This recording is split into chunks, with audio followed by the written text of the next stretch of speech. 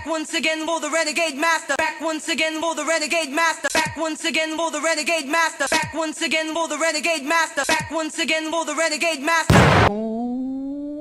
Hello, my renegades, and we are back, and everybody knows what we are back into. Excuse the hiccups. Excuse the hiccups. We are back to Love is Blind season 5, and we are now on episode 3. Before we get into it, oh Jesus, I'm going to ask you again to hit the subscribe button, hit the notification button so when you know I am back on and doing videos. And I say this all the time. I'm going to keep saying it all the time because I want you people to come and join me. So hit that subscribe button and come join me. Anyway, let's get into it. All I'm gonna say is I think I've entered a telenovela. Like, seriously, it's an episode of the fucking Young and the Restless. It's the Young and the motherfucking Restless, with all the freaking ups and downs and twists and turns that these people keep on doing with each other. And the cliffhanger on this one. The cliffhanger on this one, my people. Hi. Lord have mercy. We will get to there. So this one opens up with JP and Taylor meeting for the first time. I have a feeling that JP probably likes Taylor more than she likes him. She has kind of said that, you know, she's learned that not everything can be based on looks. And I'm thinking, damn right, everything can't be based on looks, my love. If you based everything on looks, you could get with the most shallowest freaking unholy people in the fucking world. Do you know what I mean? Everything can't be based on looks. You got to look past the looks to look at the person that you're going with. So that's why I think everything is based on looks for Taylor. Even though she said, oh, you know, the looks didn't count. The looks did count for her. But my thing is why was this man kissing her face off so hard? Like, seriously, it was like a fucking pneumatic fucking drill in a fucking hole. Every 5 minutes he kept kissing her fucking face like he was trying to punch a hole in her lips. Like, it was awful. It was awful. I was thinking, are your lips not sore? Like, are your lips not really sore? Because this man was trying to snap your neck back like a fucking snapback. Jeez. Oh, Lord. You know when you've gone, like, on a first date and you know the guy is a little bit timid or the girl is a little bit timid and you've gone in for the first kiss and you kind of can clash teeth, or when you have kissed, there's a little bit too much tongue, or there's a little bit too much lip, or not enough, or this, that, and all that. Their kiss was awkward. Like, I could see Taylor trying to correct it, but he wasn't following her lead. He just kept snapping her head back every fucking time. Each time I just kept laughing harder and harder. Like, dude, what are you trying to do to this girl? Like, really? Right there shows your lack of inexperience right about now. Then we have the Stacey, Izzy and Johnny saga. Stacey is now aware that Johnny was one of Izzy's seconds because she knows that Lydia has been touched to the curb, basically. Stacey doesn't really give a shit because she knows she's got it in the bag with Izzy. But my thing is, Izzy has turned around and said that he fell for Johnny immediately, but then Stacey came out of nowhere and hit him like, pow. I'ma call bullshit on that. I'ma call bullshit. Because my thing is, if you literally said that you fell for Johnny, then Stacey wouldn't have been able to twist your head into any sort of direction. Like, twist your head into any sort of direction. At the end of the day, you knew full well that Johnny was not going to be your person. But right now, she was a good person for that point in time. You were waiting for someone else to come along to pip her to the post. And Stacey did. Because at the end of the day, the thing I've noticed about Izzy is he will go for people like Stacey. He will go for people that don't really give him much and he has to work hard to get it in that sense, and don't really open that door to their most vulnerable core, because Stacey ain't been raised that way, I don't think. Stacey been raised a different way where she will not open herself up to be hurt and vulnerable by someone that she don't know. Whereas with Lydia and Johnny, they literally jumped their all in. More so with Johnny, I would say, though, it was Izzy that opened the doorway for her to try and be vulnerable with him, and that was her first mistake, because he's a little shit. You can tell I don't really like Izzy. I really don't like Izzy. And I am gonna say that he just reminds me of a bold version of Bartiste. I've said it, and now you're not gonna be able to unsee it. He reminds me of a bold version of Bartiste. As I was just talking about Stacey and Izzy have a date, and Izzy's point blank asking Stacey, does she see a future with him? And basically she's saying it's a trust. You have to build that trust in order to build that future, and that's how she's feeling right now. She's not saying that she isn't feeling like open to him, and she's saying that she is feeling certain feelings about him, which is confusing her a little bit. So she is being a little bit open and vulnerable with him, and I'm thinking it's a little bit she wants him in, but also she wants him to fucking work for it, because this is what he does. He likes the conquest. That's the impression I'm getting from Izzy, that he likes the conquest. And when he gets the conquest, if it comes a little bit too easily, then he loses respect for that person altogether. So then he says how he feels about Stacey. And I'm I'm just like, you're still a dick to me, mate. Like, you're still a dick to me. Like, I don't like when a person's talking or being some type of vulnerable with you, and you ain't even fucking listening to a word they are saying. You've gone scotch miss quiet to the point where they're asking you, are you still there? You're not, you're very quiet, you're not saying anything. Oh, I'm just processing. Processing what? Your fucking photograph. Processing what?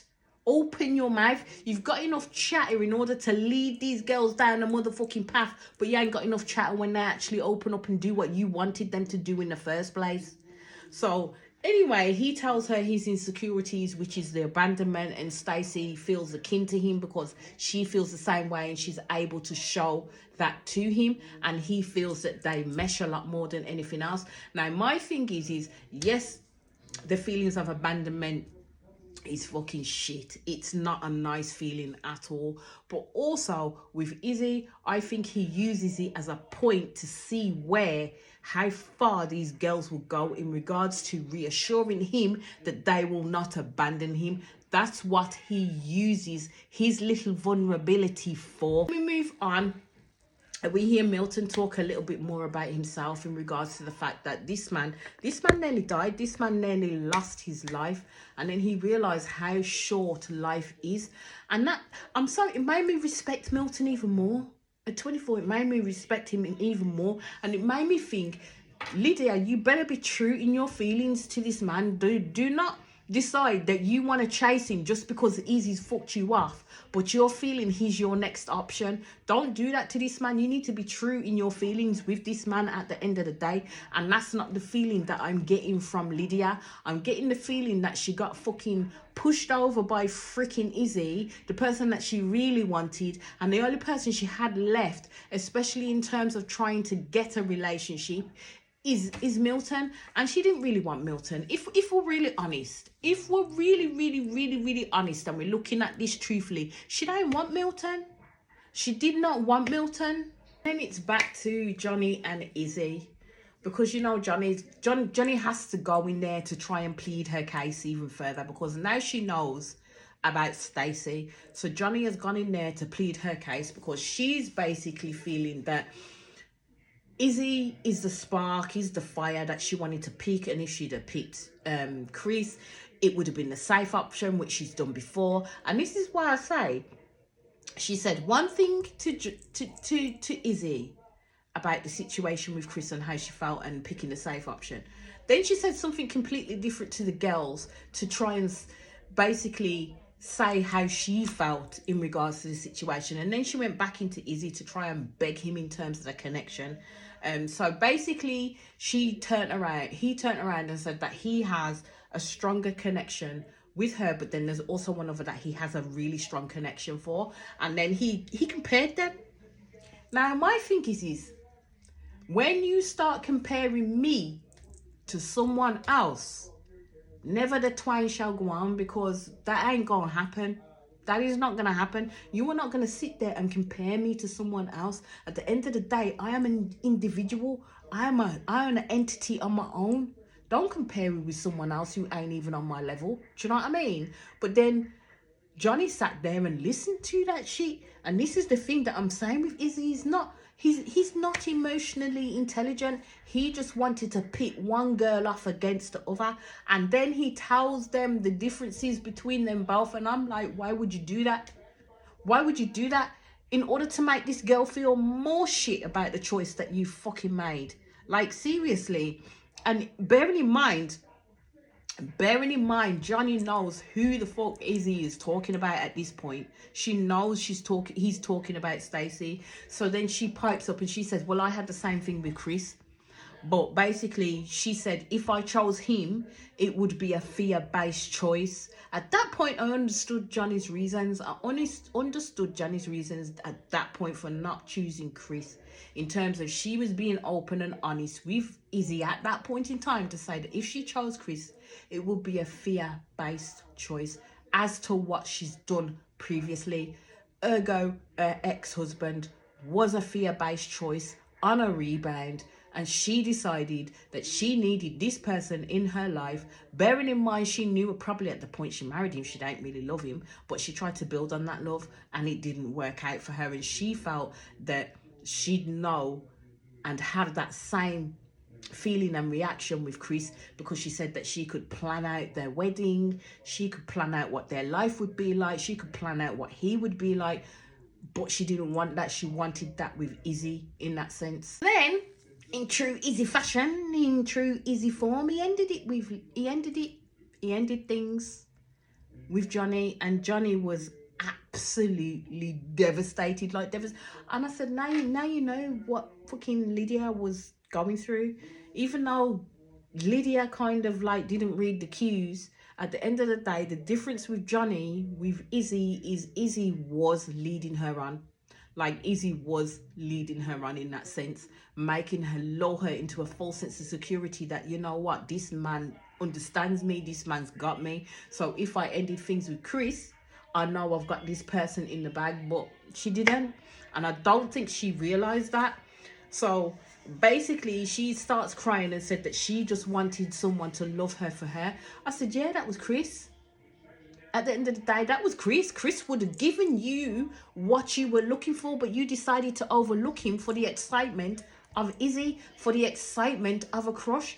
We've all had motherfucking crushes in school. We've all had crushes. We've all had crushes within our life, but that doesn't necessarily mean that we'll get the end product, I should say, in being with that crush.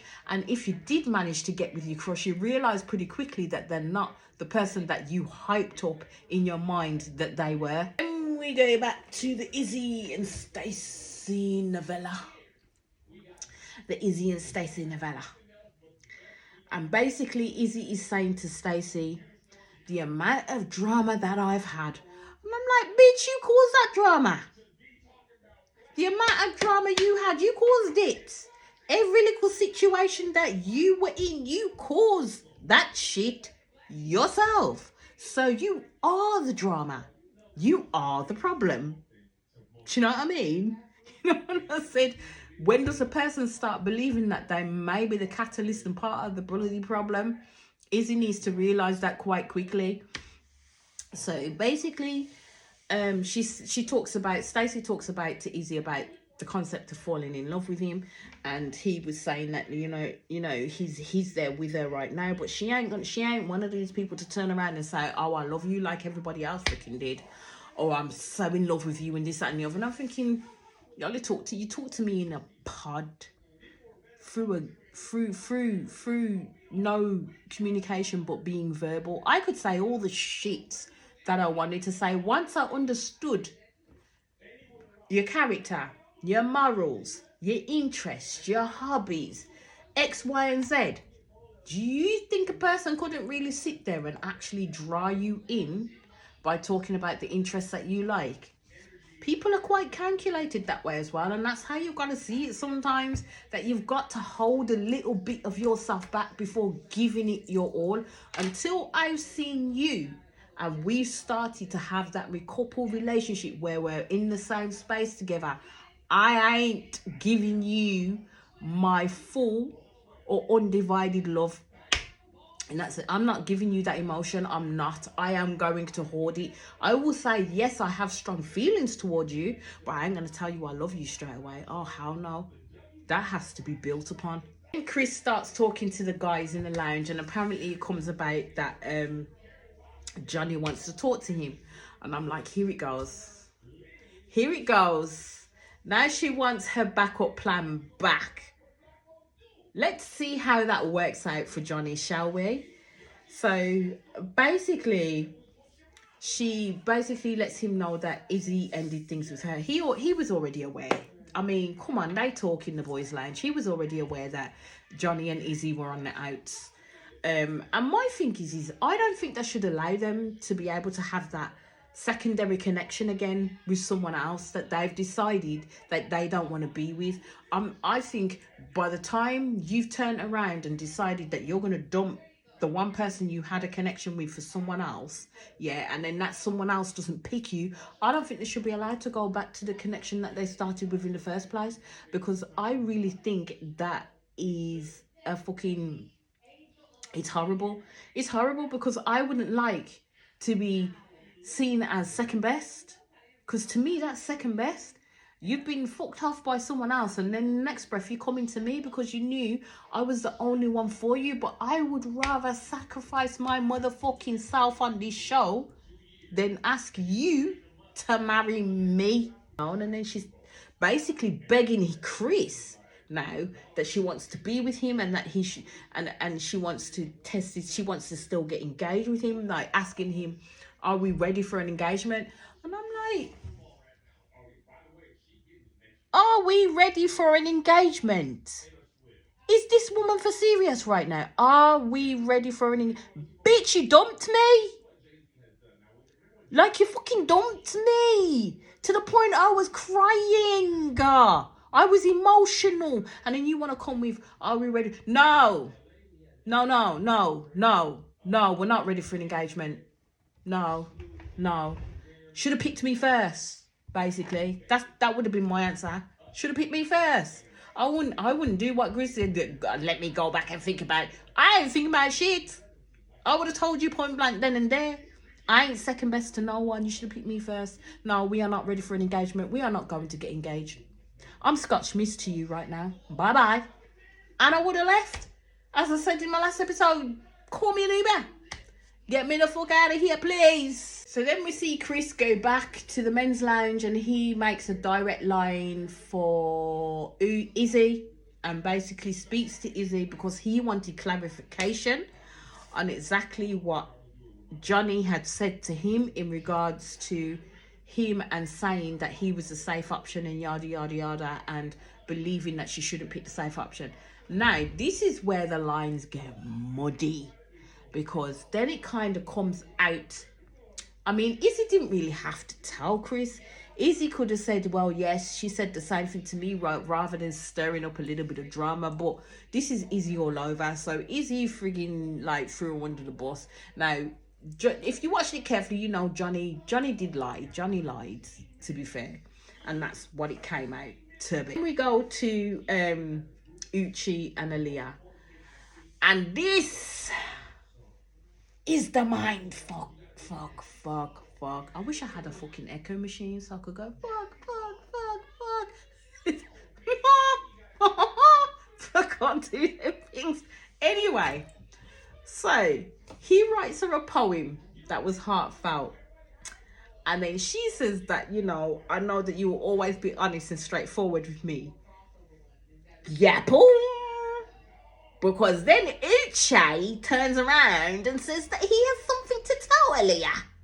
That he hasn't been fully honest with her. And I'm like, oh my fucking God, here we go.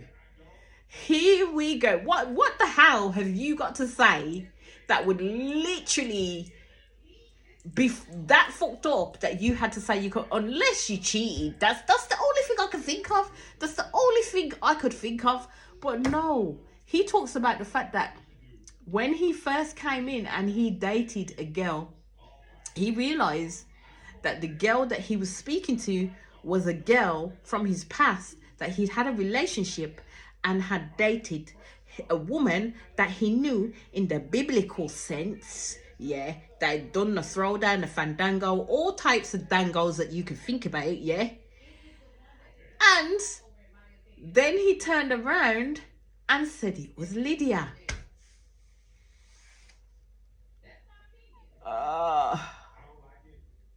Yeah, that was my whole face. My whole face just went, is this fucking man for real? Like, so you had the fucking audacity to go mad at this girl and ask 20 odd questions for a faux pas she did 2.5 fucking years ago. But yet, you found out that the first girl you fucking dated in the fucking pods was a fucking woman that you fucking knew in the biblical sense before you came on Love is Blind, and the ex is on Love is Blind, and that ex is Lydia. Bearing in mind that Aaliyah has been opening herself up to Lydia like no one's business. So you are not telling me that Lydia did not know that when Aaliyah was speaking about Uchi, she knew who the fuck Uchi was? She knew who the fuck Uchi was. Oh, bitch. Oh, my God. I told you, this fucking whole season, I can see it's going to be a mind fuck. Anyway, as I always say, please hit, I'm going to leave it here and I'll be back with the next episode. But, yeah, please hit that subscribe button. Hit that notification button when you know I am back on and doing videos. And I'll see you all again soon. Peace out.